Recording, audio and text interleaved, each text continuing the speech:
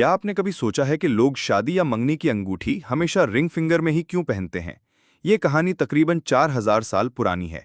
कदीम मिस्री तहजीब में लोग मानते थे कि चौथी उंगली से एक बारीक सी रग सीधी दिल तक जाती है। उन्होंने इसे वेना अमोरिस कहा, यानी मोहब्बत की रग। उनके नज़दीक दिल जज्बात और मोहब्बत का मरकज़ था।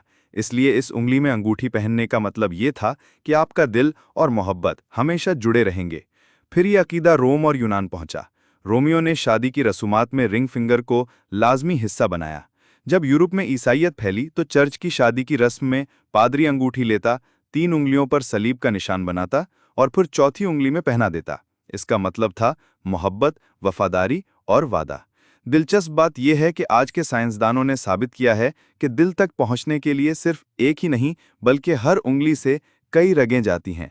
लेकिन मोहब्बत की रग का ये रोमांटिक तस्वर इतना खूबसूरत था कि लोग इसे बदलना नहीं चाहते थे। कुछ मुल्कों में जैसे रूस और भारत शादी की अंगूठी दाएं हाथ की रिंग फिंगर में पहनी जाती है, जबकि ज़्यादातर मगरबी ममालिक में बाएं हाथ में। आखिरकार चाहे ये रग हकीकत हो या सिर्फ अकीदा, रिंग फिंगर आज भी दुनिया भर में मोहब्बत, वादे और रिश्ते की अलामत समझी जाती है।